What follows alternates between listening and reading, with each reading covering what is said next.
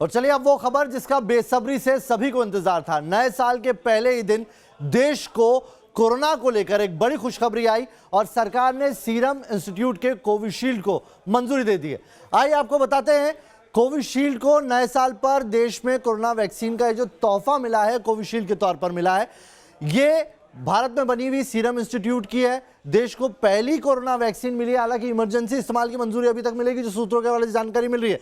Serum institute Pune में पहले ही काफी सारी डोजेस तैयार कर चुका है और इसलिए इसको सबसे ज्यादा रखा गया आगे, क्योंकि ये वैक्सीन भारतीय जो मौसम है उस पर बिल्कुल सटीक बैठती है। हम मौसम की बात आई है तो आपको मौसम का भी जिक्र कर लेते हैं। भारत में कई सालों बाद 31 दिसंबर इतनी सर्द रही है। दिल्ली के अंदर तो 14 सालों का रिकॉर्ड टूट गया, 1 डिग्री पर पारा आ गया। वहीं पहाड़ों पर हो रही बर्फबारी की वजह से पूरे उत्तर भारत में इस वक्त शीतलहर की कहर है।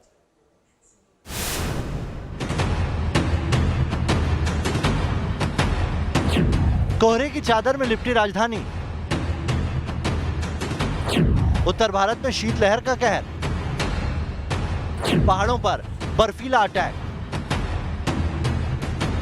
तो मैदानी इलाकों में हाड़ कपा देने वाली ठंड। नए साल की दस्तक के साथ ही सर्दी का कहर बरपने लगा। क्या पहाड़ और क्या मैदान, हर तरफ कोल्ड से कोहराम मच गया।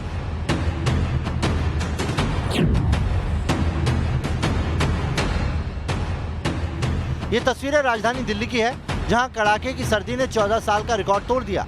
नए साल का पहला दिन सीजन का सबसे ठंडा दिन रहा। पारा लुढ़क कर 1.1 डिग्री तक पहुंच गया। नए साल पर दिल्ली में ठंड के साथ कोहरे का भी अटैक हुआ। दिल्ली एनसीआर के कई इलाकों में नए साल का शून्य से स्वागत हुआ, यानी विजिबिलिटी 0 तक जा पहुंची। 2021 का पहला दिन और दिल्ली एनसीआर कोहरे की घनी चादर में लिपटा हुआ है। ठंड काफ़ी ज़्यादा बढ़ गई है, शीतलहर का असर है, जिसके चलते ठिठुरन भी बढ़ गई है और सीधे तौर पर आप देख सकते हैं कि विजिबिलिटी कितनी कम हो गई है। महज कुछ मीटर की दूरी पर मैं था और अब शायद मेरी तस्वीर, मेरा चेहरा आपको साफ नज़र आया होगा। यही हाल है दिल्ली एनसीआर का। ट्रैफिक की रफ्तार रुक गई है, बहुत ही हल्की रफ्तार से ट्रैफिक चल रहा है। जिधर देखो उधर कोहरे की चादर है। सुबह सुबह धुंध की ऐसी चादर बिछ गई कि सड़क गायब नजर आ रही थी। दिन चढ़ा तो विजिबिलिटी थोड़ी बढ़ी और जैसे तैसे लाइट जलाकर गाड़ियां सड़क पर रेंग रही थी। दफ्तर जाने वाले बेहाल थे तो ट्रेन और प्लेन से सफर करने वाले भी परेशान। ठंड की ठिठुरन और कोहरे के प्रकोप के साथ नए साल का स्वागत किया है दिल्ली एनसीआर की आबोहवा ने।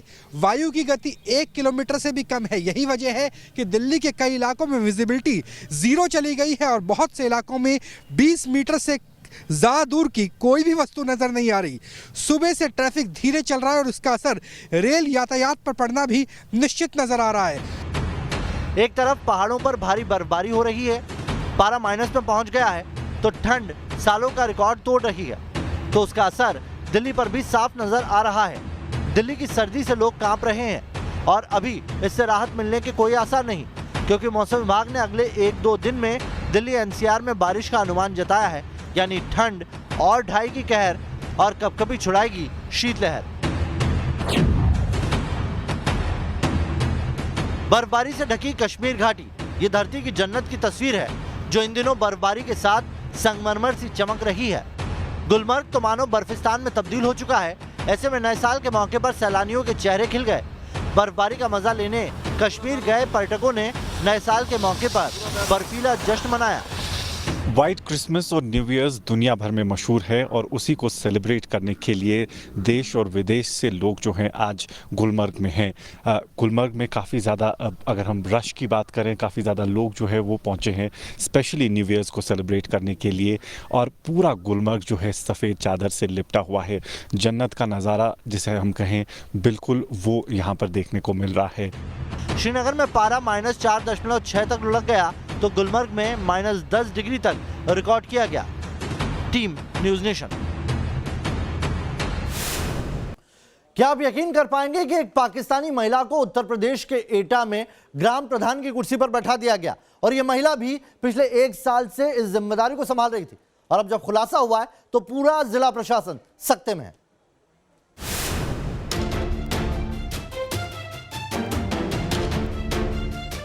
बानो बेगम पाकिस्तानी नागरिक, लेकिन हिंदुस्तान में बन गई ग्राम प्रधान। साल भर तक बानो बेगम ग्राम प्रधान की कुर्सी पर बैठकर फैसले करती रही, लेकिन किसी को कानो कान खबर तक नहीं हुई। कैसे हुआ, कौन कौन लोग इसमें शामिल थे इसको बनवाने में? ऐसा है, गांव के बहुत लोग इसमें शामिल थे जब, अब उसके साथ में कोई भी नहीं है। अभी हैं लगभग 8-10 लोग अभी हैं। तो अब आम गांव वासी का क्या नजरिया है उस महिला के लिए कि अब पता चला पाकिस्तान की रहने वाली है? ऐसा है, वो पाकिस्तान की पता चली है तो ये कह रहे हैं कि ये पाकिस्तान की महिला नहीं होनी चाहिए। गांव के तो लोग यही चाह रहे हैं कि ये महिला पाकिस्तान की नहीं बननी चाहिए। दरअसल यूपी के एटा जनपद में कुदाऊ ग्राम सभा का चुनाव 2015 में हुआ। तब गांव का प्रधान शहनाज बेगम को चुना गया, लेकिन इस चुनाव में बानो बेगम ने भी ग्राम सदस्य के लिए पर्चा भरा था और जीत गई थी। लेकिन जनवरी 2020 में प्रधान शहनाज बेगम की मौत हो गई, तो बानो बेगम को प्रधान बना दिया गया। मेरा पासपोर्ट नहीं है, मैं पिताजी के पासपोर्ट में आई थी जी। मेरे पिताजी ने यहाँ पे मुकदमा भी लड़ा था, LIO वालों ने किया था कि शादी कर दो तुम यहाँ पे रह जाओगे, तो इसलिए मेरे पिताजी ने शादी कर दी। शादी के बाद मेरे पिताजी रहे यहाँ पे 2 साल, उन्होंने मुकदमा लगा दिया, मुकदमा भी हार गए, तो मेरे पिताजी को जाना पड़ा। हमारे पिताजी के पासपोर्ट से नाम कट गया हमारा, और शादी हो गई, हम अपने घर आ गए। ये LIO वाले हम पे फार्म भरवाते रहते हर साल। बानो बेगम का जन्म 1968 में आगरा जिले में हुआ था, लेकिन कुछ दिनों बाद उसका परिवार पाकिस्तान चला गया। करीब 41 साल पहले वो पाकिस्तान से एटा किसी रिश्तेदार के आई थी और यहाँ अख्तर अली से उनका निकाह कर दिया गया। तब से वो लॉन्ग टर्म वीजा को एक्सटेंड कराकर यहीं रह रही हैं। बानो बेगम का आधार कार्ड, वोटर कार्ड भी फर्जी दस्तावेज पर बने हुए हैं। इस मामले में जांच के बाद बानो बेगम को प्रधान के पद से हटा दिया गया और केस दर्ज करने का आदेश दिया गया है। ऑनलाइन IGRS से शिकायत हुई थी कि एक कार्यवाहक ग्राम प्रधान जो है इस तरह का स्थिति है, तो उसी के क्रम में हम लोगों ने जो है प्रारंभिक जांच करवाई थी। उसके बाद जो है FIR के आदेश दिए गए। वर्तमान में ग्राम प्रधानों का कार्यकाल खत्म हो चुका है, तो फिलहाल वो अभी कार्यरत नहीं है।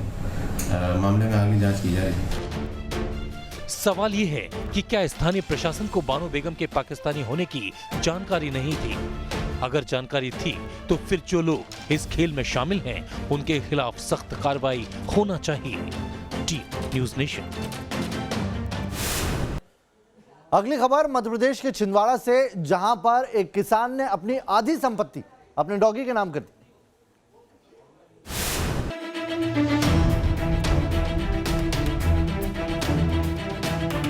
ये पालतू डॉगी अपने मालिक की आधी जायदाद का वारिस है। इसके वारिस बनने के पीछे की कहानी हैरत अंगेज है।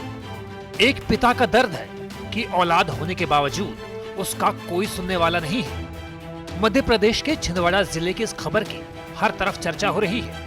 यहाँ एक किसान ने अपने डॉगी जैकी के नाम आधी जायदाद लिख दी और बाकायदा वसीयत भी बना ली। किसान ओम नारायण वर्मा ने नोटरी के जरिए वसीयत बनवाई है। ओम नारायण के पास 18 एकड़ जमीन और एक मकान है।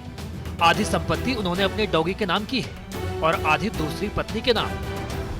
ओम नारायण वर्मा पूर्व में सरपंच रहा है गांव का, बड़ा प्रतिष्ठित व्यक्ति है।